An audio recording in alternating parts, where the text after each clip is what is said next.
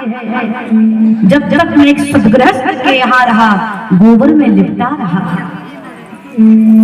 लेकिन जैसे किसी साधु के हाथ में आया स्वच्छ होकर के दीपक बन करके भगवान के चरणों में समर्पित हो गया। यही जीवन है। जब तक हम सदगृहस्थ में परिवार में रहेंगे मेरे प्यारे, इच्छाओं के विकारों के गोबर में लिपटे रहेंगे, लेकिन जिस दिन किसी संत महापुरुष के हाथ में हमारा जीवन चला गया, हमारा जीवन सुंदर हो जाएगा, स्वच्छ हो जाएगा और हम भगवान के योग्य बन जाएंगे। मिट जाए उड़ के दाग रे तेरी अच्छी बनेगी, संतों की कृपा से। नारद जी के प्रेरणा से वेदव्यास जी ने 18 पुराणों की रचना करी। भागवत संहिता जो गंगा के तट पर बैठ करके राजसी परीक्षित को कथा सुनाई।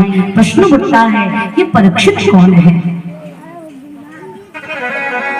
अब कथा महाभारत का पावन प्रसंग वेदव्यास जी ने वर्णन किया। बहुत गंभीरता से समझिएगा। सूची कहती उस समय की बात है जिस समय कुरुक्षेत्र में कौरव और पांडवों के मध्य में युद्ध हुआ, जिसको महाभारत कहते हैं। महाभारत की अंतिम श्रेणी से वेदव्यास जी ने रचना करना शुरू किया। कहते हैं यदा हृदय कौरव संजया वीरे स्वतो वीर गतिषु मृगोदरा विद्गदा वीरशः भगनो रुदण्डे धृतराष्ट्रपुत्रे। शौनकादिक ऋषि से सूर्य कहते हैं, शौनकादिक ये उस समय की बात है जिस समय कुरुक्षेत्र की पावन धरा पर कौरव और पांडव के मध्य में भयंकर युद्ध हुआ महाभारत का। एक तरफ कौरव की विशाल सेना, दूसरी तरफ पांडव मात्र 5।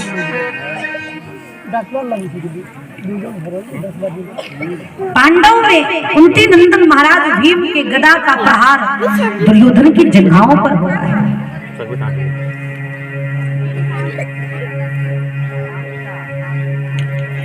जल वितरण करने वाले भाइयों से निवेदन, जब भजन गाएंगे भैया तब जल दीजिएगा, जब तक कथा चले तब कहाँ ही आनंद आएगा। इसलिए थोड़ा सा बोलो वृंदावन बिहारी लाल की। प्यार से कहेंगे राधे राधे, जोर से बोलेंगे और जोर से कहेंगे राधा रानी की।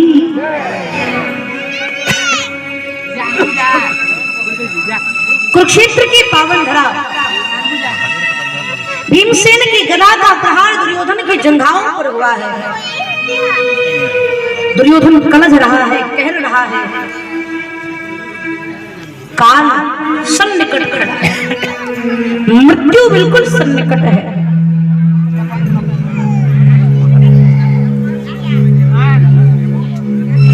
लेकिन दुर्योधन का इसको इस बात का दुख नहीं है कि मैं मरने वाला हूं। दुर्योधन को दुख इस बात का है कि मैं मरूं तो मरूं, लेकिन पांडव जीवित क्यों हैं? समस्या यही है ना, हमारी आपकी समस्या यही है। हम भूखे रहे तो रहे, लेकिन पड़ोसी मटर पनीर सब्जी न खाता रहे। सबसे बड़ा दुख तो इसी बात का है कि पड़ोसी सुखी क्यों है। अगर बगल वाला सुखी है तो हमारे जीवन का सबसे बड़ा दुख यही है, वो सुखी क्यों है। दुर्योधन के साथ भी यही घटनाएं घट रही, इस बात का दुख नहीं कि मैं मरने वाला हूं, दुख तो इस बात का है कि पांडव जीवित क्यों है। सोच रहा है, चिंतन कर रहा है कि मैं 100 भाई था, सब समाप्त हो गए, अकेला बचा हूं, मेरा भी कब प्राण छूट जाए कोई गारंटी नहीं है। लेकिन ये पांडव 5 थे और पांचों के पांचों सुरक्षित हैं, किसी को कुछ नहीं हुआ। अर्जुन भी, भीम भी, युधिष्ठिर भी, नकुल सहदेव भी। क्यों? बात तो एकदम सत्य है। दुर्योधन के पास इतनी विशाल सेना थी, कृपाचार्य, द्रोणाचार्य, भीष्म पितामह, अश्वत्थामा, भगवान की नारायणी सेना, इतने बड़े बड़े कर्ण जैसे महारथी दुर्योधन के साथ युद्ध किए, फिर भी दुर्योधन हार गए। और कुंती के 5 पुत्र पांडव थे, वो जीत गए। क्यों? ये युद्ध केवल महाभारत का नहीं है, ये युद्ध हमारे जीवन का भी है, ये युद्ध हमारे परिवार का भी है, ये युद्ध हमारे संबंधों का भी। किसका बच्चा है ये? बेटा 40 बार आना जाना कर रहा है।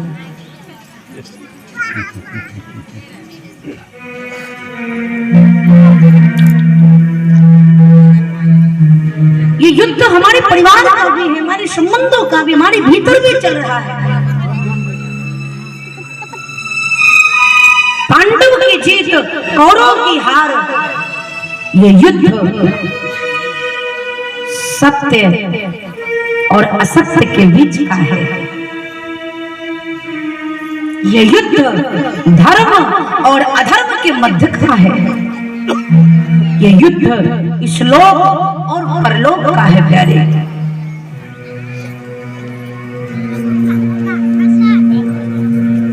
सत्य परेशान हो सकता है परंतु पराजित नहीं है। धर्म परेशान हो सकता परंतु हार नहीं सकता। पांडव और कौरवों के मध्य में सिर्फ अंतर इतना था कि पांडव के साथ धर्म था और कौरवों के पास धर्म नहीं था, केवल अधर्म था। पांडव युद्ध में भी धर्म की नीति को अपनाते थे। जिस समय अर्जुन कुरुक्षेत्र की धरा पर युद्ध करने के लिए गया तो भगवान ने पांडव से कहा, अर्जुन से कहा, जाओ जाकर के सबसे पहले युद्ध करने से पहले जो आपके विरोध में भी खड़े हैं अपने से श्रेष्ठ जनों को प्रणाम करो। कितना सुंदर संकेत है। जब अर्जुन भीष्म पितामह के पास चरणों में प्रणाम करने के लिए गए, पितामह अर्जुन, कुंती नंदन अर्जुन आपके चरणों में प्रणाम करता है तो निश्चित सामने वाला तो यही आशीर्वाद देगा, विजयी भव। पांडव युद्ध से पहले अपने से श्रेष्ठ को प्रणाम किया, यहाँ तक कि अश्वत्थामा को भी प्रणाम किया, गांधारी को भी प्रणाम किया, धृतराष्ट्र को प्रणाम किया। पांडव के पास धर्म था, पांडव के पास सत्य था, और जहां पर धर्म होता है, जहां पर सत्य होता है, वहीं पर परमात्मा होता है। इसलिए पांडव और कौरव के मध्य में भगवान दोनों के ही संबंधी हैं। कुंती भगवान की बुआ है तो दुर्योधन भगवान के समधी लगते हैं। जामवंती का पुत्र शाम के साथ दुर्योधन की पुत्री का विवाह हुआ है, समझी है। इनका भी सहयोग, इनका भी सहयोग, लेकिन भगवान ने साथ किसका दिया? पांडव का। क्यों? क्योंकि इनके साथ धर्म था।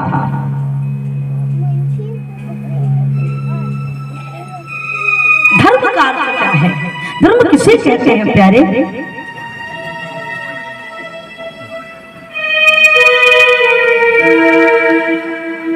जब जब युद्ध की भूमिका बनने लगी कि महाभारत का युद्ध आरंभ होने जा रहा है, तो महाराज भक्तराज विदुर जी महाराज ने सोचा कि मैं महामंत्री हूं, साथ में हस्तिनापुर नरेश महाराज धृतराष्ट्र का मित्र भी हूं, तो मित्र के नाते में इनको उचित अनुचित सलाह अवश्य दूंगा। एकांत में महाराज धृतराष्ट्र को ले गए, बोले महाराज आपका पुत्र दुर्योधन सड़ी हुई अंग की भांति है। अगर आपने उचित समय पर अपने पुत्र की मोह की पट्टी नेत्र से नहीं उतारा तो आपका पुत्र पूरी राज सत्ता को ले डूबेगा। इसको समझाइए, पुत्र मोह से बाहर निकलिए। भाई उंगली में अगर सड़न हो जाए तो डॉक्टर कहे उंगली काटो, नहीं पूरा हाथ काटना पड़ेगा। बुद्धिमानी किसमें है? एक उंगली काटने में कम से कम 4 उंगली हाथ तो बचा रहेगा। विदुर जी ने वही कहा कि अगर दुर्योधन रूपी उंगली को काटकर फेंक दिया तो हस्तिनापुर बचा रहेगा, अगर ये दुर्योधन रहा तो पूरे शरीर में सड़न फैल जाएगी और कोई बचा नहीं सकता। विदुर जी समझा ही रहे थे कि दुर्योधन के कानों में शब्द पड़ा। दुर्योधन क्रोधित होकर के आया, विदुर जी से कहा, ए दासी पुत्र, इतनी सामर्थ्य का कि मेरे पिता को मेरे प्रति भड़का रहे, निकल जाओ हमारे महल से। दुर्योधन आया और धर्म रूपी विदुर जी महाराज को धक्का दे दिया। विदुर जी लड़खड़ा गए, लड़खड़ा कर अपने आप को संभाला। बस इस विश्वास में थे कि हो सकता है महाराज धृतराष्ट्र कहें दुर्योधन से, तू होता कौन है मेरे मित्र को बोलने वाला। लेकिन महाराज धृतराष्ट्र के जीवन में पुत्र का मोह इतना ज्यादा था कि वो उचित अनुचित का भेद करना भूल गए थे। संसार में सब कुछ किया जाए लेकिन परंतु किसी से मोह न होने पावे, क्योंकि वहां पर सही और गलत का निर्णय करना बहुत संभव हो जाता है। इसलिए मोह से बचिए। धृतराष्ट्र को दुर्योधन से मोह था। जब विदुर जी ने देखा कि महाराज धृतराष्ट्र ने एक भी शब्द अपने पुत्र को नहीं कहा कि तूने विदुर पर हाथ कैसे उठाया, तब महाराज विदुर ने धृतराष्ट्र से कहा, महाराज आज मुझे पता चला आप अंधे हैं। धृतराष्ट्र आश्चर्यचकित, क्योंकि धृतराष्ट्र को जन्मांध थे, जन्म से अंधे थे, दोनों नेत्रों में नेत्रों से सूर थे, दिखता नहीं था उन्हें। तो आज क्यों कहा? मानो विदुर जी कहना चाहते हैं, महाराज यहाँ की आंखें चली जाए बड़ी बात नहीं है, लेकिन मन की आंखें अगर बंद हो जाए तो जीव उस दिन अंधा होता है जिस दिन मन की आंखें बंद हो जाए। सोचने समझने की भी क्षमता खत्म हो गई, क्योंकि मोह की पट्टी बंधी हुई है मन की आंखें। विदुर जी चले गए महल छोड़ करके कदली वन में, लेकिन फिर कुछ दिन बाद लौट करके आए कि लोग ये ना कहें कि जब युद्ध का समय आया तो विदुर महल छोड़ करके वन चला गया।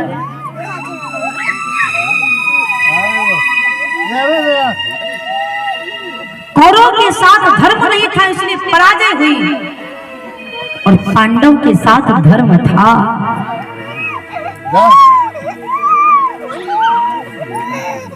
धर्म जहां पर है वहीं पर परमात्मा है। युद्ध के पहले द्वारिका में जब दुर्योधन को पता चला कि युद्ध आरंभ होने वाला है तो दुर्योधन भगवान से सहायता लेने के लिए गया कि भगवान से द्वारिकाधीश से चलकर सहायता ले ले। दुर्योधन भीतर प्रवेश किया। भगवान उस समय शयन कर रहे थे। दुर्योधन गया, भगवान के सिरहाने के बगल बैठ गया। प्रभु की इच्छा कृपा, उसी समय कुंती नंदन अर्जुन पधारे। अर्जुन भी भगवान के पास सहायता मांगने के लिए ही गए थे। अर्जुन भीतर गए तो जब देखा भगवान शयन कर रहे तो बैठे नहीं, भगवान के चरणों के सामने हाथ जोड़कर खड़े हो गए। कुछ देर बाद जब भगवान के नेत्र खुले तो भगवान ने नेत्र खोलकर देखा तो सामने अर्जुन खड़े। भगवान उठकर बैठ गए। अरे अर्जुन, तुम कब आए? अभी आया प्रभु। तब तक दुर्योधन बगल में बैठा था, बोला सरकार मैं भी आया हूँ, मैं तो अर्जुन से पहले आया हूँ। भगवान ने कहा दुर्योधन तुम आए हो अच्छी बात है, पहले आए हो ये और अच्छी बात है, लेकिन भैया पहले कौन आया ये मायने नहीं रखता, बोले तो पहले मैंने किसको देखा ये ज्यादा मायने रखता है। अब भाई सोने वाला व्यक्ति आंख खोलेगा तो सबसे पहले सामने देखेगा, दाएं बाएं थोड़ी देखेगा। तो भगवान जब जगे तो सबसे पहले अर्जुन को देखे। दोनों का स्वागत है। भगवान ने कहा, कहो अर्जुन क्यों आए हो? दुर्योधन से पूछा, तुम क्यों आए हो? दुर्योधन ने कहा कि आपसे सहायता मांगने के लिए आया हूं, युद्ध होने जा रहा है, आपसे सहायता चाहिए। भगवान ने अर्जुन की तरफ देखा, तुम? अर्जुन ने कहा, सरकार आया तो मैं भी इसीलिए हूं। भगवान ने कहा, तुम दोनों ही मेरे स्नेही हो, संबंधी हो, तुम दोनों अपना भाव रखो, उससे पहले मेरा प्रस्ताव सुन लो। क्या? भगवान ने कहा, मेरे पास दो चीज है। एक तरफ मेरी विशाल नारायणी सेना जो युद्ध भूमि में युद्ध करेगी, लेकिन दूसरी तरफ केवल मैं निहत्था पूरे युद्ध में शस्त्र नहीं उठाऊंगा।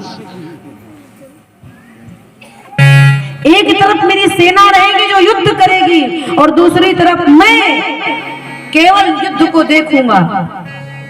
दुर्योधन मनी मन में सोचा कि और आपके पास की बात है वे क्या? बंसी बजाने वाला युद्ध कैसे कर सकता है? दुर्योधन की तो धारणा भगवान के प्रति अच्छी थी नहीं।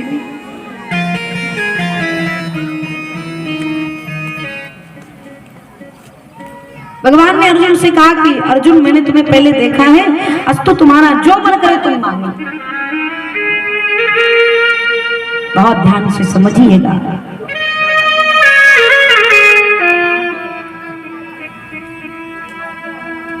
अर्जुन ने कहा कि दुर्योधन नियुक्त कर ले। भगवान ने कहा नहीं, तुमको पहले मैंने देखा तो तुम पहले निर्धारित करो तुम्हें क्या चाहिए। मेरी विशाल नारायणी सेना चाहिए या मैं निहत्था? अर्जुन ने कहा, नाथ मैं आपके बिना आपकी सेना लेकर क्या करूंगा?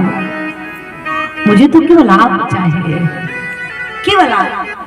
दुर्योधन मनी मन में प्रसन्न हो गया, वाह अर्जुन तूने तो मेरे मन की बात कर दी। मैं इस निहत्थे वाले को लेकर करता भी क्या? भगवान ने दुर्योधन की तरफ देखा। दुर्योधन, अर्जुन तो मुझे मान लिया। दुर्योधन मन से बहुत प्रसन्न, ऊपर से कह काम चला लूंगा। दुर्योधन नारायणी सेना लेकर चला गया। जब दुर्योधन चला गया तो भगवान ने अर्जुन से पूछा, मित्र मैंने तुम्हें अवसर दिया था कि तुम सेना में लेते, मुझे लेकर क्या करोगे? मैं तो युद्ध भी नहीं करूंगा, मैं तो शस्त्र भी नहीं चलाऊंगा। तुम युद्ध को जीतोगे कैसे? युद्ध भूमि में विजय कैसे प्राप्त करोगे? अर्जुन के नेत्र सजल हो गए। अर्जुन ने हाथ जोड़ करके अपना मस्तक तक भगवान के चरणों में रख दिया। बोले सरकार अब सौंप दिया इस जीवन का, सब भार तुम्हारे हाथों में है, जीत तुम्हारे हाथों में और हार तुम्हारे हाथों में। प्रभु आपके बिना तो अर्जुन युद्ध का विजय भी नहीं चाहता। नाथ अगर आपके रहते हुए मैं हार जाऊं तो आपके रहने पर मुझे 100 हार मंजूर है, लेकिन आपके बिना मुझे एक जीत स्वीकार नहीं है।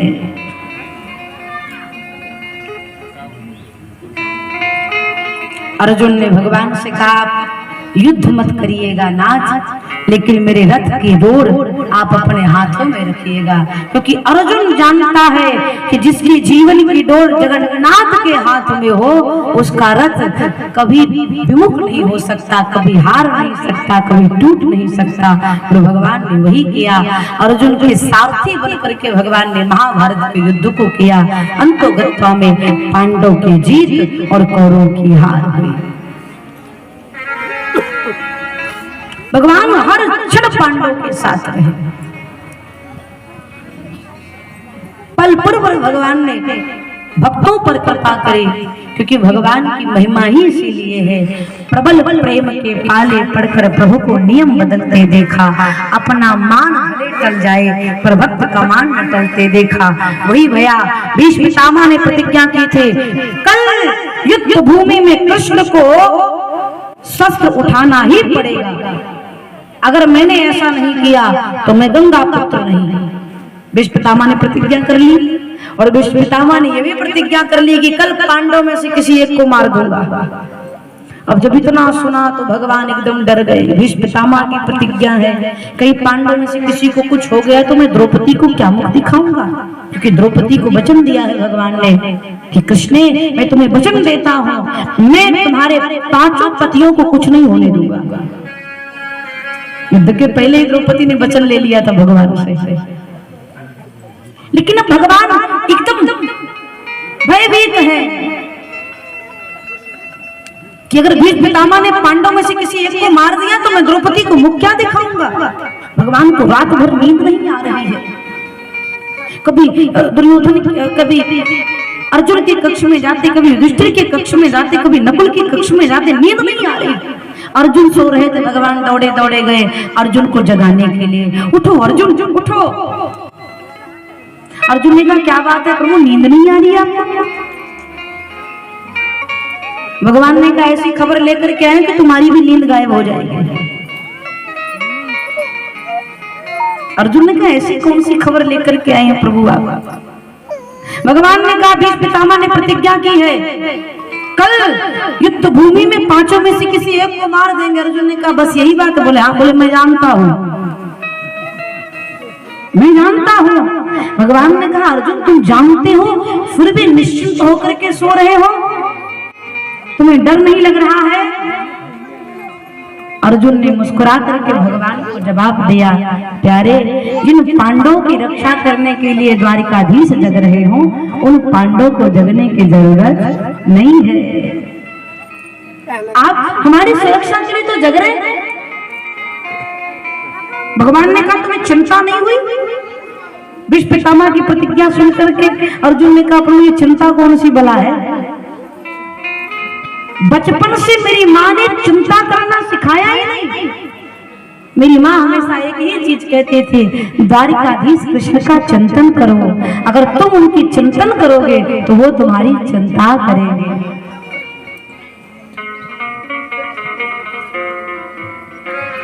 हमें चिंता नहीं उनकी, उन्हें चिंता हमारी है। हमारी नाव रक्षक सुदर्शन चक्रधारी है।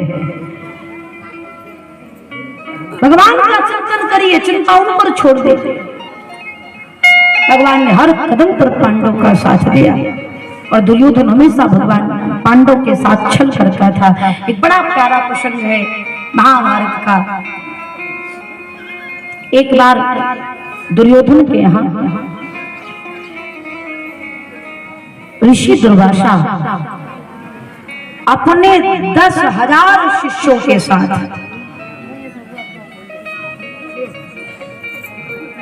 10,000 शिष्यों के साथ दुर्योधन के महल पहुंचे। इसको बंद कर दो बेटा, सूर्य की किरण आ रही है।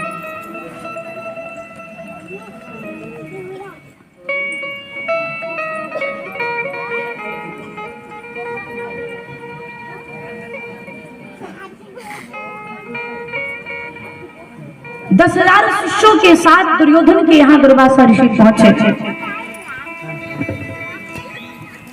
दुर्योधन ने खूब आवा भगत करी, स्वागत सत्कार किया,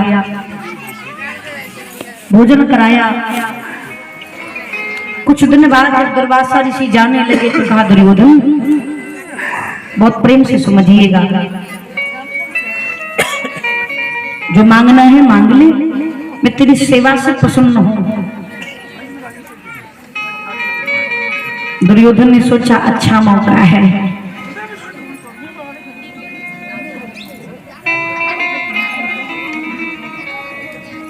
वृंदावन बिहारी लाल की, भक्त वत्सल भगवान की।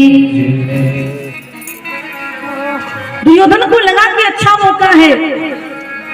दुर्वासा ऋषि क्रोधी स्वभाव के हैं, 10,000 शिष्यों के साथ में है, मैंने तो खूब इनकी सेवा कर दी, लेकिन अगर ये पांडव के पास पहुंच गए और पांडव इनकी सेवा नहीं कर पाएंगे तो ये श्राप देकर के भस्म कर देंगे इन पांडव को, तो युद्ध भी नहीं करना पड़ेगा और वो समाप्त भी हो जाएंगे। इतना मात्सर्य दुर्योधन के हृदय में। दुर्योधन ने दुर्वासा ऋषि से कहा, हे मुनि श्रेष्ठ, आपने मुझे सेवा देकर मुझे कृतार्थ किया, लेकिन आपसे एक ही विनती है, वन में मेरे 5 भाई पांडव उन द्रौपदी सहित हैं, आप उनके घर जाइए और उन्हें भी एक बार सेवा का मौका दीजिए। दुर्योधन की चतुराई को, कुटिलता को दुर्वासा ऋषि समझ नहीं पाए। दुर्वासा ऋषि को लगा कितना सोचता है, बोले तथास्तु, अवश्य तुम्हारी इच्छा पूरी करूंगा। इधर पांडव सहित द्रौपदी वन में रहते थे। जब पांडव वनवास की ओर प्रस्थान किए तो पांडव के साथ ब्राह्मण संत महात्मा सब चल दिए युधिष्ठिर के साथ, क्योंकि युधिष्ठिर साक्षात धर्म है और जहां पर धर्म होता वहीं पर महात्मा होते। ब्राह्मणों ने कहा हम भी आपके साथ चलेंगे। युधिष्ठिर जी चिंतित हो गए, हम पांडव और द्रौपदी साथ में रहते तो कुछ भी खा लेते, लेकिन ये साधु संत इनको खिलाने के लिए कुछ तो चाहिए। सूर्य भगवान का आवाहन किया। सूर्य भगवान ने युधिष्ठिर जी को एक अक्षय पात्र प्रदान किया। अक्षय पात्र, बर्तन दिया मिट्टी का, बोली इसमें एक बार द्रौपदी भोजन बनाएगी और उसके बाद जितने भी लोग खाएं, लेकिन ये पात्र खाली होने वाला नहीं है तब तक जब तक द्रौपदी भोजन न कर ले। द्रौपदी के भोजन करने के बाद तो चिड़िया को भी खिलाने के लिए नहीं बचेगा, लेकिन जब तक द्रौपदी भोजन ना करे, जितने भी लोग भोजन करें, ये पात्र खाली होने वाला नहीं है। अस्तु, युधिष्ठिर जी प्रसन्न हुए। नित्य का नियम था द्रौपदी मैया भोजन करावे, सारे ब्राह्मण विप्र समाज साधु संत पांडव भोजन कर लेवे, अंत में मैया द्रौपदी भोजन करती थी, हमेशा का नियम था। परंतु एक दिन की बात,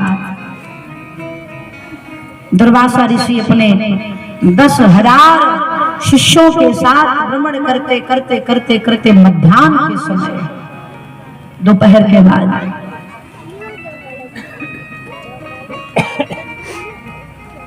पांडव की कुटिया में पहुंच गए। युधिष्ठिर ने दुर्वासा ऋषि को देखा, चरणों में प्रणाम किया। मुनि श्रेष्ठ के चरणों में कुंती नंदन युधिष्ठिर का प्रणाम स्वीकार हो। कहिए भगवान, ये दास आपकी क्या सेवा कर सकता है? दुर्वासा ऋषि ने कहा, युधिष्ठिर आज हमारा व्रत पूर्ण हुआ है, पारण आज हम तुम्हारी कुटिया में करेंगे। युधिष्ठिर ने कहा, जो आज्ञा। दुर्वासा ऋषि ने कहा, मेरे साथ मेरे 10,000 शिष्य हैं। युधिष्ठिर ने कहा, महामुनि उनका भी स्वागत है, विराजे। युधिष्ठिर की बात सुनकर के दुर्वासा ऋषि ने कहा, मध्याह्न का समय है, यमुना जी में स्नान करके संध्या करके मैं मध्याह्न का लौटता हूँ, तब तक रसोई तैयार करना। जो आज्ञा प्रभु। दुर्वासा ऋषि शिष्यों के साथ चले गए। युधिष्ठिर को लगा कि अभी द्रौपदी भोजन नहीं की हो, इसलिए बड़ी प्रसन्नता से कह दिया, पधारो। युधिष्ठिर ने अर्जुन को बुलाया। अर्जुन, महामुनि दुर्वासा ऋषि आए हैं, भोजन कराना है, निक द्रौपदी से पूछ करके आओ, भोजन की व्यवस्था हो जाएगी ना। जैसे अर्जुन गए,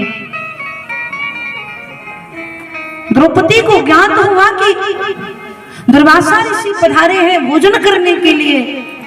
मैया द्रौपदी ठहर सी गई, कांप सी गई, क्योंकि आज समय से पहले मैया द्रौपदी ने भोजन कर लिया था और अक्षय पात्र को धुल करके रख दिया था।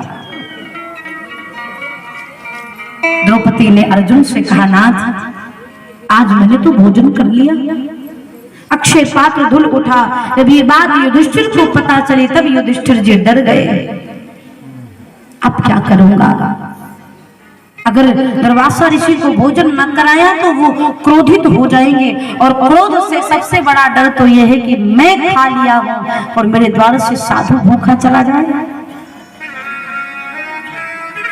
अब क्या करूं?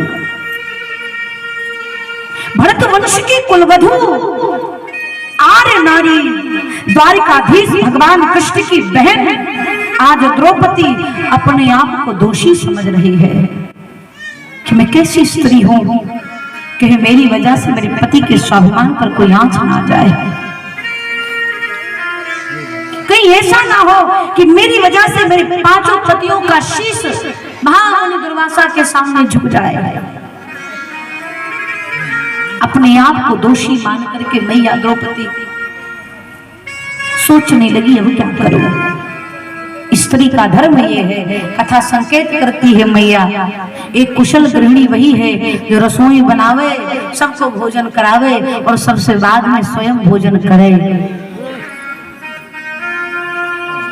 जिस घर में स्त्री भोजन से परिवार को कराने के बाद में खाती है उस घर में बरकत होती है, समृद्धि आती है।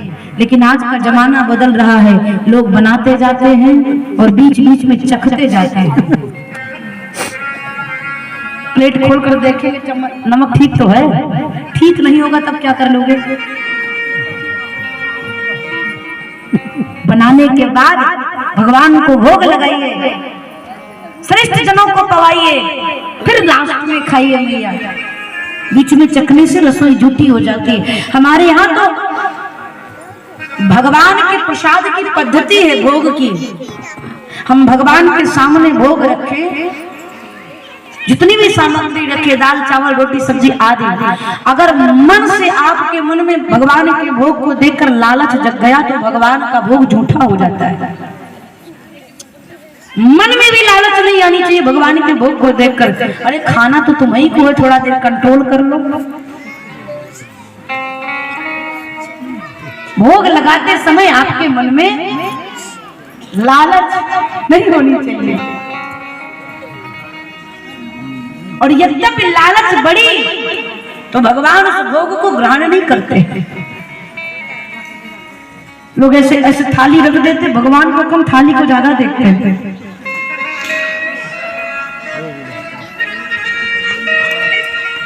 गृहिणी वही श्रेष्ठ है जो परिवार को पवाकर फिर भोजन पावे। लेकिन आज द्रौपदी के साथ गलत हो गया। युधिष्ठिर ने कहा द्रौपदी हम क्या करेंगे? तो द्रौपदी कहती है आप चिंता मत करिए, मेरे द्वारिकाधीश है ना, मेरे माधव है ना, वो आकर मेरी रक्षा करेंगे। युधिष्ठिर ने कहा बावरी हो गई है क्या? अभी तो द्वारिकाधीश हमारी कुटिया से गए हैं, अभी तो वो द्वारिकापुरी भी नहीं पहुंचे होंगे, फिर से कैसे लौट करके आएंगे? पर द्रौपदी कहती है नाथ, पुकार में बड़ी शक्ति होती है और मुझे विश्वास है कि मैं बुलाऊं और मेरे माधव ना आए असंभव है। द्रौपदी कहती इस निर्जन वन में एकमात्र वही तो मेरे सहारा है, मुझे विश्वास है मैं पुकारूंगी तो मेरे मोहन जरूर आएंगे। मैया द्रौपदी अपने देह का भान भूल गई, अपने आप को भूल करके सुध बुध बिसरा करके बड़ी तन्मयता से भगवान को पुकारने लगी। गोविंद चले आओ, गोपाल चले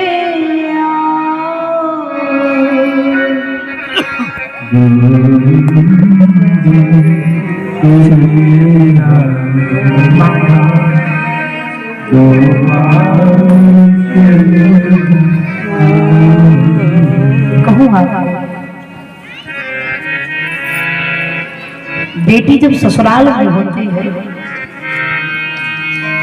और उसके जीवन में कोई समस्या आती है तो पिता से पहले उसको अपने भाई की याद आती है। उसको लगता है कि जो भाई बात बात में कहता तो ससुराल जाएगी तो मैं तेरी तरफ पलट कर नहीं देखूंगा। उसी बहन के जीवन में अगर कोई विपत्ति आ जाए तो पिता तो 2-3 मिनट के लिए टाल भी सकता, लेकिन भाई तुरंत कहता चल कर देखूं, एक को नहीं छोड़ूंगा। और खरोच भी आई होगी तो जो दिन रात लड़ता रहता है वो अपनी बहन की आंखों में आंसू नहीं देख सकता।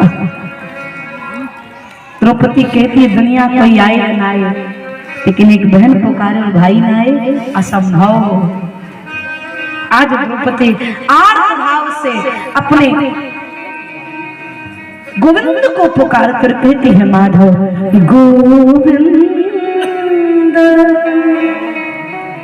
चले आओ, गोपाल चले आओ,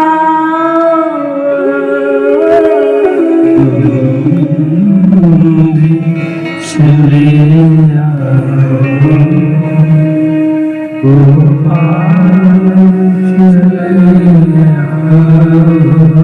मेरे श्याम चले आओ, घनश्याम चले आओ,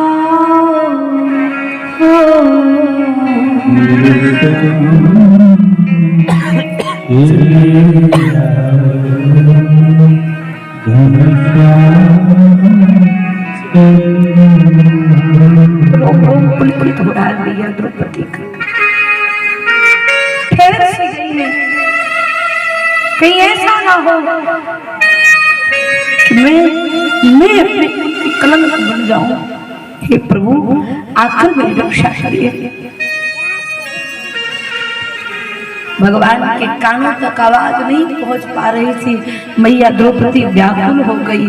हे माधव, जिस प्रकार से भरी सभा में आपने मेरे दुशासन से रक्षा की थी, आज उसी प्रकार से अपनी बहन की लाज रखो।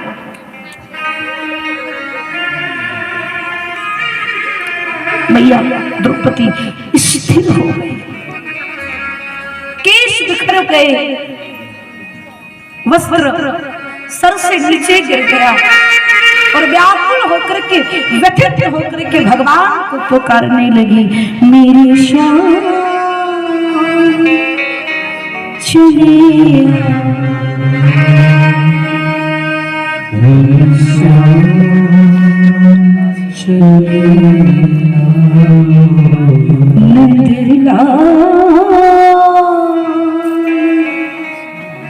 चले आ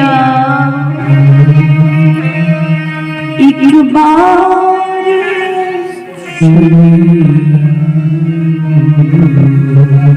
हे प्रभु, मुझे केवल आपका सहारा है। पधारो प्रभु, हे करुणा निधान, हे भक्त वत्सल, हे दीन बंधु, आकर की रक्षा करिए। जैसे द्रौपदी की करुणा भरी क्रंदन भरी वाणी भगवान के कानों तक पहुंची, मेरे प्रभु द्वारिका के महल तक पहुंच गए थे। महल के निकट उनका रथ पहुंच गया था, लेकिन तब तक द्रौपदी की वाणी भगवान के कानों में पहुंची। मेरे प्रभु सारथी से कहे कि सारथी तुरंत रथ को घुमाओ और शीघ्र द्रौपदी के पास लेकर के चलो। मैया रुक्मिणी तो द्वार पर थाल लेकर के खड़ी की प्रियतम आ रहे हैं, आरती उतारो। भगवान रथ को घुमा लिए। रुक्मिणी मैया कहती ना तो सुनिए तो सही। भगवान कहते भी तो सुनने का भी समय नहीं है, क्योंकि मेरी बहन मुझे पुकार रही है। और भगवान सारथी से कहते हैं कितनी तेज गति से चलना रथ को लेकर के, कि आने में तो समय लगा लेकिन जाने में समय ना लगे, क्योंकि वहां पर कोई आर्त भाव से मुझे पुकार रहा है। भगवान दौड़ पड़े। भगवान का रथ पांडव की कुटिया के निकट पहुंचा। युधिष्ठिर ने भगवान को देखा तो आश्चर्यचकित, अभी अभी तो गए थे, भी लौट करके आए।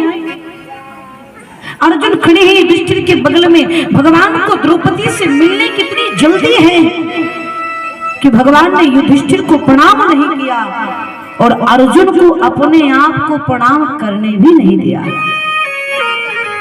भगवान ने सोचा कि अगर प्रणाम करूंगा और प्रणाम करवाऊंगा तो विलंब हो जाएगा, मेरी बहन मेरी प्रतीक्षा कर रही है। भगवान ने प्रणाम नहीं किया। अर्जुन से कहा कि द्रौपदी कहाँ है?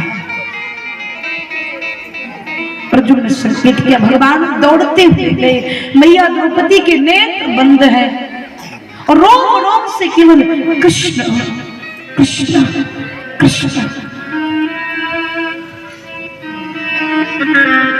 हे माधव आप कहाँ हैं? हे प्रियतम, हे प्यारे आप कहाँ हैं? द्रौपदी नेत्र बंद करके भगवान को याद कर रही है। भगवान निकट गए और कहा कृष्ण देखो तो सही कौन आया है। भगवान द्रौपदी को कृष्णा कह करके पुकारते थे अपने नाम से। देखो तो सही कौन आया है। मैया द्रौपदी के कानों में जब भगवान के शब्द गए तो मैया द्रौपदी ने पट से नेत्र खोला। बोले प्रभु हमें विश्वास था। इस विषम परिस्थिति में दुनिया मेरा साथ छोड़ देगी लेकिन मेरा भाई मेरा साथ छोड़ने वाला नहीं। मुझे पता था तू आएगा। भगवान ने कहा वो सब छोड़ो, द्रौपदी मुझे बड़ी जोर से भूख लगी है, भोजन करा दो। द्रौपदी अभी तक तो नहीं रोई थी लेकिन जैसे भगवान ने कहा कि भूख लगी है भोजन करा दो, मैया द्रौपदी फूट करके रोने लगी। प्यारे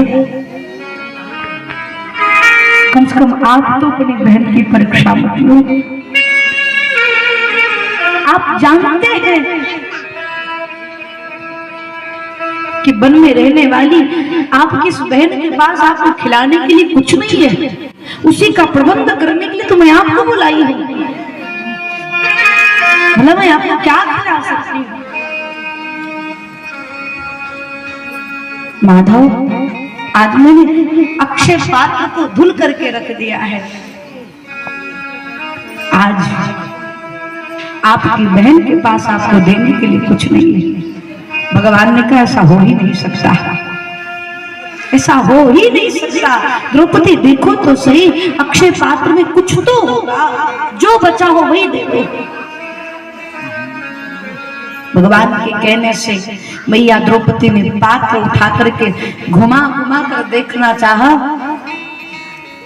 तो उस मिट्टी के पात्र में साग का एक पत्ता चिपका था।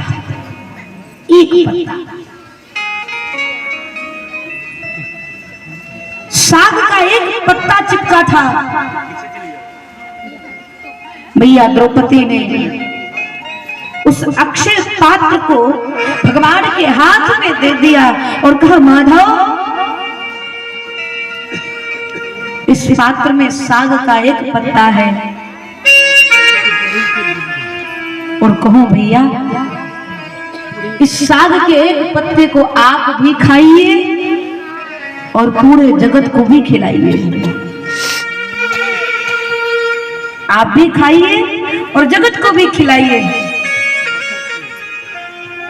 उस पात्र में चिपके हुए पत्ते को भगवान ने अपने मुख में रखा और डकार लेते हुए भगवान ने कहा विश्वात्मा तृप्त हो।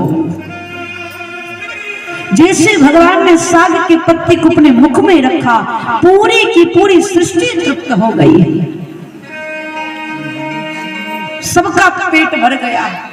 दुर्वासा ऋषि जब यमुना से स्नान करके निकले तो लंबी लंबी डकार आ रही है। शिष्यों ने कहा गुरुजी जो मेरे साथ हो रहा वही आपके साथ भी हो रहा है।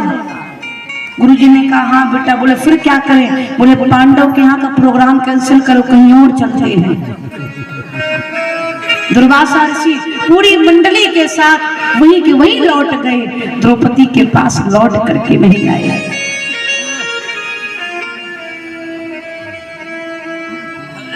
अकारण करुणा करने वाले, जब कोई नहीं आता मेरे श्याम भी आते हैं, मेरे दुख के दिनों में वो बड़े काम आते हैं। प्रभु का स्वभाव है, अकारण कृपा करने वाले, अकारण करुणा वाला है भगवान। दुनिया में जो भी कार्य होता है किसी कारण से होता है, लेकिन भगवान अपने भक्त पर कृपा अकारण करते हैं, बिना किसी कारण के करते हैं।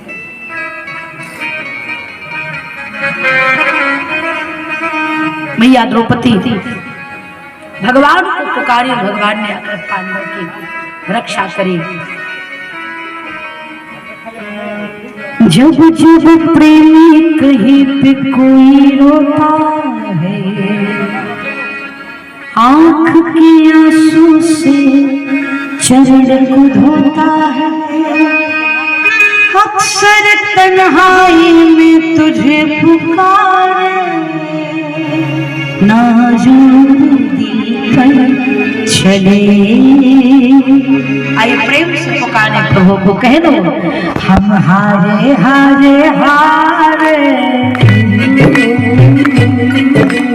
हारे की सहारे श्याम, हारे हारे हारे हो, हारे के सहारे हो, हारे हारे हारे के सहारे। जब जब प्रेमी कहीं पे कोई रोता, आंख के आंसू से चरण को धोता है,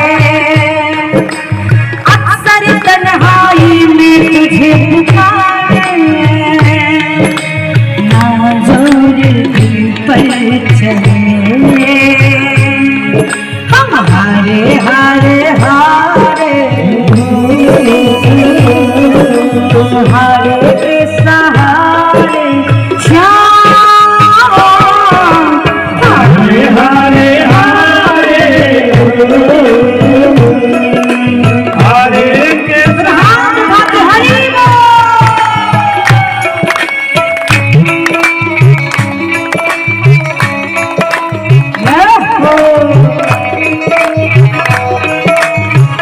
बाकी बिहारी लाल।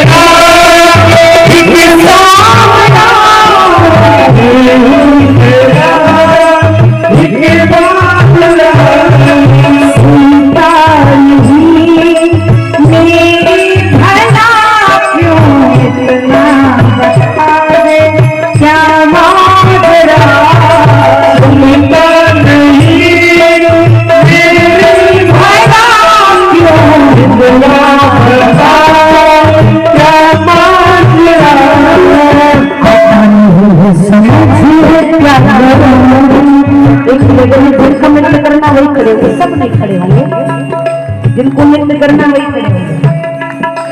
हारे हारे हारे, हारे के सहारे श्याम, हारे हारे हारे, हारे के सहारे, हारे हारे हारे।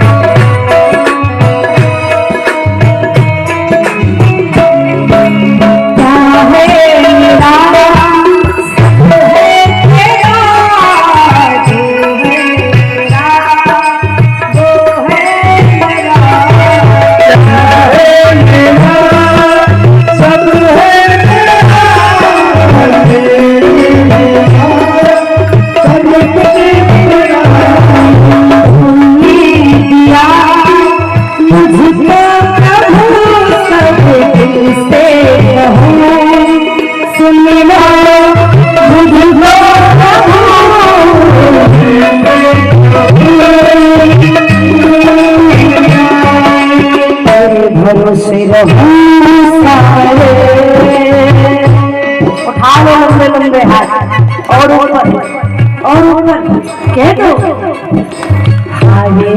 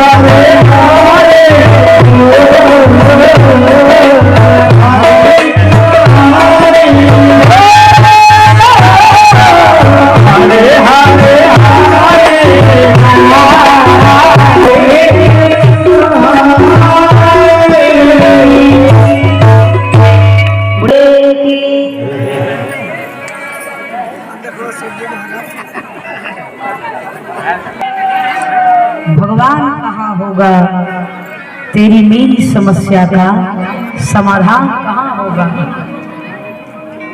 भगवान की महिमा किससे जानते हैं? हमसे आपसे।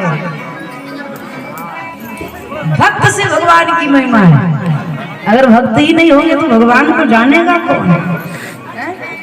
किसी भी मंदिर में इतना जाला लगा हो, एक व्यक्ति जावे झूठहीन कह दे हम ये गए थे मंदिर में, ऐसा साफ बोले और काम हो गया, पर देखो अगले दिन लाइन लग जाएगी। कोई झूठा ही कह दे गए थे मंदिर में, गए दर्शन किया, वहां से निकला इतना बड़ा सोने का मिला सिक्का, अगले दिन लाइन लगी कि हमको भी मिल सकता है, हो सकता है।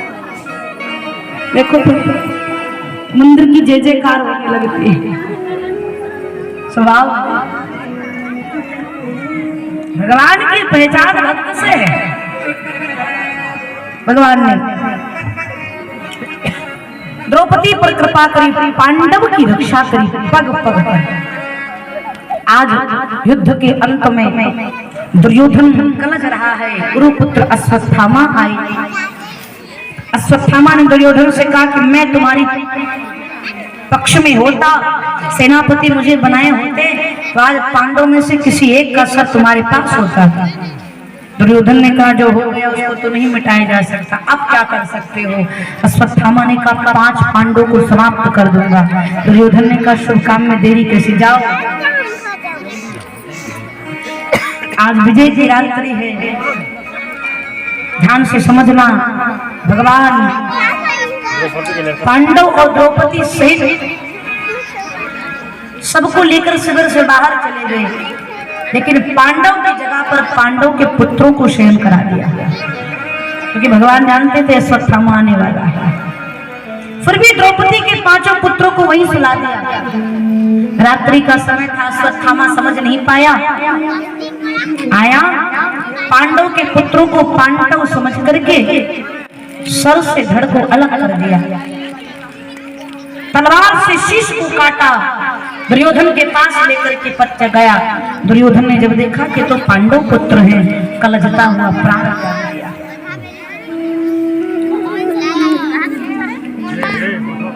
प्रश्न ये उठता है कि भगवान जानते थे, चहल पहल नहीं होनी चाहिए। मुझे लगता है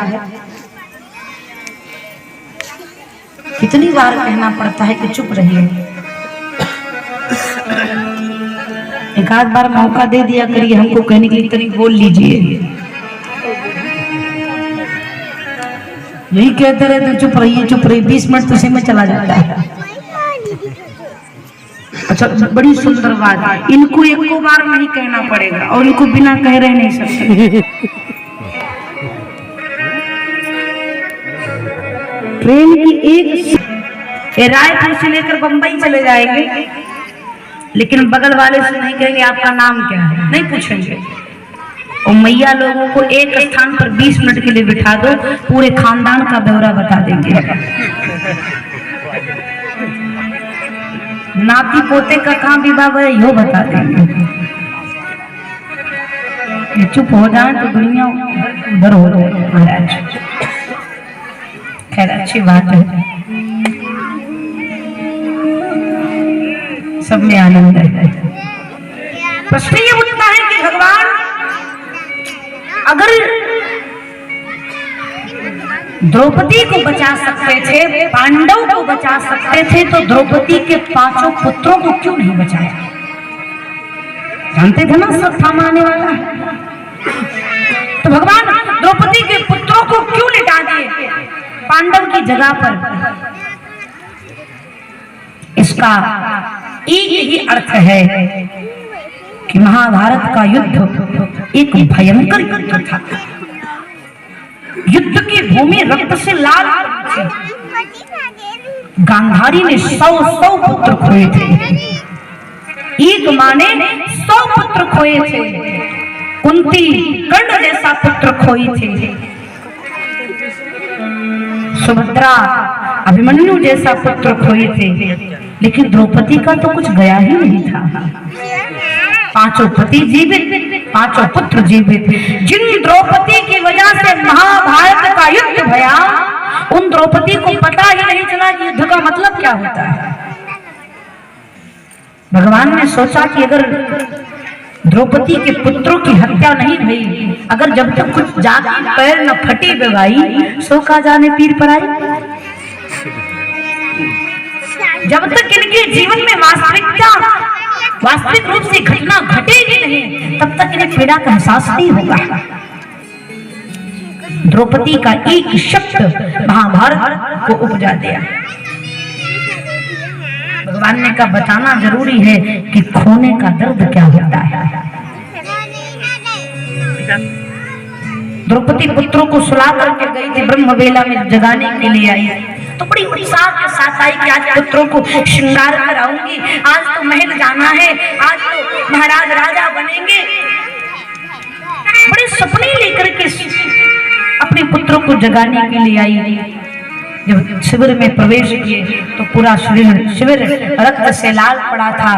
क्या पता था मैया द्रौपदी को कि जिन पुत्रों को थपकी देकर के सुला रही है, उनको जगाने का कभी अवसर नहीं मिलेगा। बार बार कहती बेटा सो जा, बेटा नेत्र बंद कर ले, पुत्र नेत्र बंद कर ले। क्या पता था कि जब सुबह कहूंगी कि नेत्र खोलो, पुत्र तो खोलने के लिए बचेंगे ही नहीं। मैया द्रौपदी ने देखा तो एक मां के सामने 5 पुत्रों का शव पड़ा है। माता शिशु नाम निधनम सुता नाम निशम्न घोरम परितमाना। जरा विचार करिए,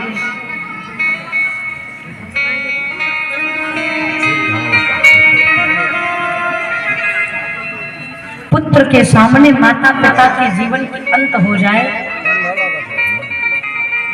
ये दुर्भाग्य नहीं है। लेकिन अगर एक पिता को अपने पुत्र की अर्थी उठानी पड़ती है, उस दिन पिता एक एक तिल मरता है, तिल मरता है। पुत्र के कंधे पर पिता की अर्थी जाए, ये पिता का सौभाग्य है। लेकिन पिता के कंधे पर अगर पुत्र की अर्थी जा रही है, तो कहीं ना कहीं पिता का दुर्भाग्य है। एक माँ को मुखाग्नि पुत्र प्रदान करे, ये माँ का सौभाग्य है। लेकिन जिस माँ ने अपने बच्चे को जन्म दिया है, पाल पोस कर बड़ा किया है, वो माँ अपने मरे हुए बच्चे का मृतक शरीर अपने गोद में रखे, ये माँ का दुर्भाग्य है। एक पल मरती है माँ, पल मरता है पिता। आज द्रौपदी के साथ वही गया। क्रंदन करने लगी मैया द्रौपदी, रुदन करने लगी। पांडव से भगवान दौड़ करके आए। अर्जुन ने तुरंत गंडे उठाकर प्रतिज्ञा कर ली, द्रौपदी समाप्त कर दूंगा उसे। भगवान के साथ गए। अश्वत्थामा को अर्जुन रस्सी में घसीटता हुआ लेकर के आया। द्रौपदी ने जैसे देखा कि ब्राह्मण पुत्र गुरु पुत्र रस्सी में बंधे हैं, अपने पुत्रों के शव को किनारे छोड़ दिया, दौड़ करके गई और बोल पड़ी, मुच्छता में ब्राह्मणो नितराम गुरु। छोड़ दीजिए, मुक्त कर दीजिए इस रस्सी के बंधन से। अर्जुन ने कहा, द्रौपदी से तुम्हारे पुत्रों को मारा है, मैं इसे मार दूंगा। द्रौपदी ने हाथ जोड़ करके कहा, नहीं नाथ नहीं। एक पुत्र को खोने का क्या दर्द है, ये द्रौपदी भली भांति जान गई है। जिस दर्द से मैं गुजर रही हूँ, ये पीड़ा, ये दर्द, ये दुख मैं अपनी गुरु माँ को नहीं देना चाहती, इसलिए इन्हें बंधन से मुक्त कर दीजिए। अभी तक खोने का एहसास द्रौपदी को नहीं था, लेकिन जैसे पुत्रों की हत्या हुई, दूसरे की पीड़ा की अनुभूति होने लगी। और यही मानवता है। अपने दुख में रोने वाले मुस्कुराना सीख ले, दूसरों के दर्द में आंसू बहाना सीख ले। जो खिलाने में मजा है, आप खाने में नहीं, फिर किसी की जिंदगी में काम आना सीख ले। दूसरों के दर्द में आंसू बहाना सीख ले। द्रौपदी ने कहा, छोड़ दीजिए। अर्जुन ने कहा, मार दूंगा। युधिष्ठिर ने कहा, छोड़ दो। भीम कहते, मैं मार दूंगा। अंतगत्वा में भगवान से पूछे तो भगवान ने अर्जुन से कहा, ब्रह्म वर्दुम हंतव्या आतताई बदारणा। ब्राह्मण कोई भी हो, वध नहीं करना चाहिए, और पापी कोई भी हो, उसे छोड़ना नहीं चाहिए। अर्जुन ने कहा, ये किस हिसाब का जजमेंट किया है आपने? कम से कम निर्णय तो सीधे साधे करते। ब्राह्मण है, मारना नहीं है, गुरुपुत्र है, मारना नहीं है, और पुत्रों की हत्या की है तो पापी है, छोड़ना भी नहीं। भगवान ने तो वही तो कह रहा हूं, ब्राह्मण कोई भी वध नहीं करना है, और पापी कोई भी छोड़ना नहीं। अर्जुन को बात याद आई, भगवान ने गीता में कहा है, ब्राह्मण का अपमान ही मृत्यु के समान होता है। अर्जुन ने वही किया। अश्वत्थामा के मस्तक पर चमकती मणि को खींचा, धक्का देते हुए कहा, निकल जाओ, आज के बाद मेरी महल में कभी नजर मत आना। तिरस्कृत कर दिया। अश्वत्थामा के मन में प्रतिशोध की भावना जगती रही। भगवान पांडव सहित गए, युधिष्ठिर को तिलक किया। युधिष्ठिर हस्तिनापुर के राजा बने। भगवान जाने के लिए तैयार हुए द्वारिकापुरी की ओर। इसी बीच में सुभद्रा का पुत्र वीर गति को प्राप्त अभिमन्यु, जिनकी पत्नी का नाम है उत्तरा। उत्तरा गर्भ से थे। उत्तरा के गर्भ को नष्ट करने के लिए अश्वत्थामा ने ब्रह्मास्त्र चला दिया कि पांडव में केवल एक यही अंश बचा हुआ है, इसको समाप्त कर दूंगा तो पांडव में कोई पानी देने वाला नहीं बचेगा। उत्तरा के गर्भ को समाप्त करने के लिए ब्रह्मास्त्र चलाया। उत्तरा दौड़ी दौड़ी भागी भागी भगवान के पास विनती करने लगी, पाहि पाहि महायोगी देव देव जगत्पते, नाना तद भयं पश्ये यत् मित्रो परस्परम। हे योगेश्वर, हे सर्वेश्वर, हे द्वारिकानाथ, हे जगन्नाथ, मेरे प्राणों की रक्षा करिए। उत्तरा कहती, प्रभु मुझे इस बात से भय नहीं कि मेरी मृत्यु होगी, मैं अपनी मृत्यु तो मुस्कुराकर स्वीकार करूंगी, लेकिन नाथ डर तो मुझे इस बात का है कि जिस पांडव के सारथी बनकर के आप रथ चलाए हैं, उस पांडव वंश में कोई पानी देने वाला नहीं बचेगा। आज तो मेरे प्राणों की रक्षा मत करिए, लेकिन मेरे गर्भ में पल रहे शिशु की रक्षा अवश्य करिए। भगवान तुरंत सुदर्शन चक्र से ब्रह्मास्त्र को शांत किया। एक स्वरूप में भगवान पांडव के सम्मुख खड़े हैं और एक स्वरूप में भगवान उत्तरा के गर्भ में प्रवेश करके चारों तरफ प्रदक्षिणा करके उत्तरा के गर्भ में पल रहे शिशु को भगवान ने दर्शन प्रदान किया। बड़े भक्त वत्सल भगवान की। भगवान ने उत्तरा से पूछा, बेटी कैसा आभास हो रहा है? उत्तरा ने कहा, नाथ जिस पर आपकी कृपा हो, या तो इसको बंद कर दो या तो संभालो। फोटो जैसे खींच रहा है बार बार, कितनी बार पोज देंगे।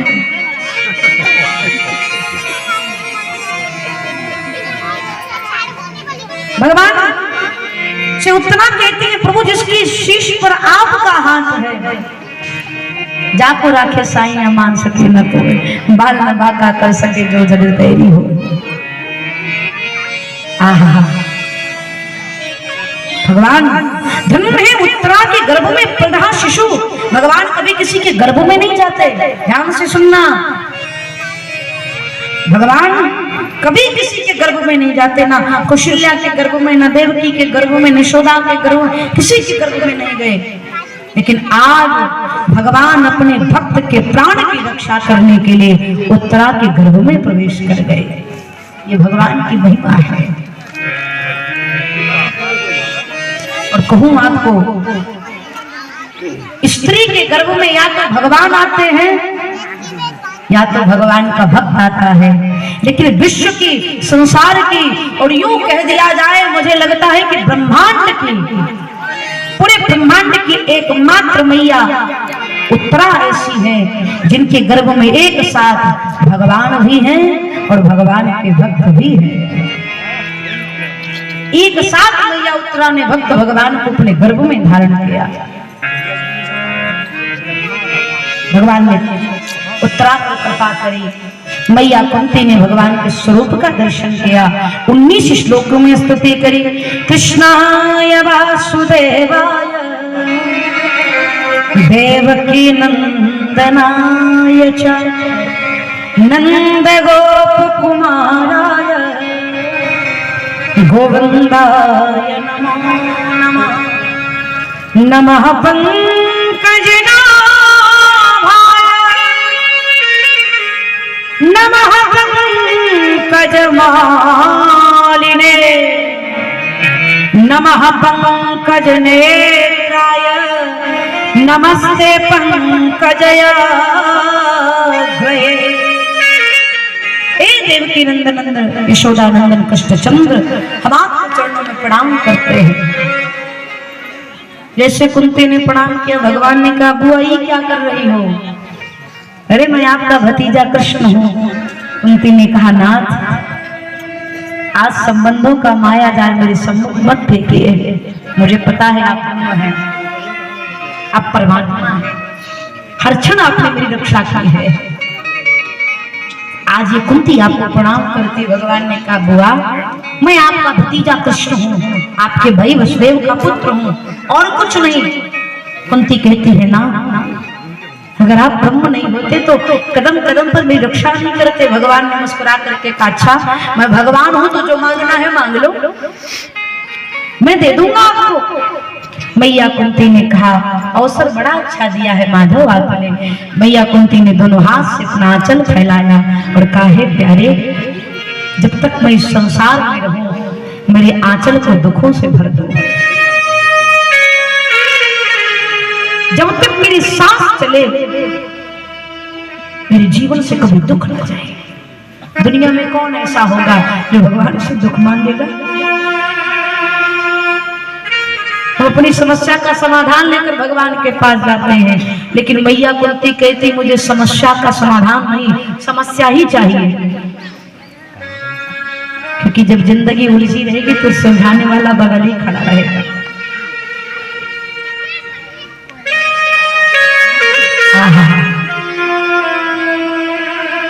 मैया कुंती कहती प्रभु जब तक मेरी सांस चले मेरे जीवन से कभी दुख न जाए।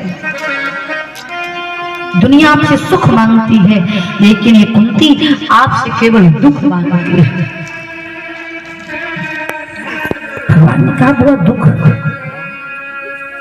दुख दुख, अरे आपका तो संपूर्ण जीवन ही दुख में बीता है। अब जाकर आपका पुत्र राजा बना, सुख की थोड़ी सी किरण दिखाई दी तो आप दुख मांग रही हैं।